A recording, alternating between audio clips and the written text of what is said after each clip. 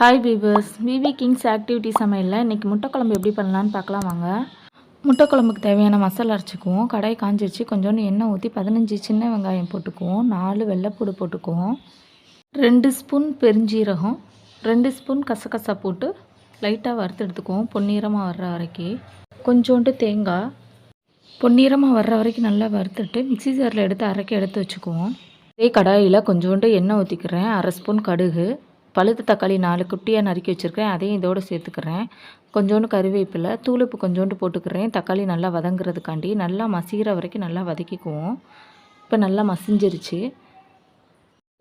1/2 spoon மஞ்சள் தூள், 2 spoon மல்லித்தூள், 1 பெரிய ஸ்பூனுக்கு மிளகாய்த்தூள் எல்லாத்தையும் போட்டு நல்லா வதக்கி எடுத்துக்கிட்டோம். இப்போ அரைச்சி வச்ச மசாலா விழுதையும் இதோடு சேர்த்து நல்லா வதக்கிக்கலாம். 1/2 கிளாஸ் அளவுக்கு தண்ணி ஊற்றிருக்கிறேன் நான். தக்காளிக்கு ஏற்கனவே உப்பு போட்டிருக்கோம், அதனால் தேவையான அளவு உப்பு போட்டுக்கோங்க. நல்லா கொதி வந்துருச்சு. இப்போ முட்டையை எல்லாத்தையும் நம்ம உடச்சி ஊற்றிக்கலாம். உடச்சி ஊற்றின முட்டை எல்லாம் 10 நிமிஷம் வரைக்கும் வேகட்டும். 10 நிமிஷம் ஆயிடுச்சு. இப்போ இந்த மாதிரி இருக்கிற ஸ்டேஜில் மல்லிச்செடி தூவி நம்ம அடுப்பை ஆஃப் பண்ணி வச்சுக்கலாம். டேஸ்டியான முட்டை குழம்பு ரெடி. ட்ரை பண்ணி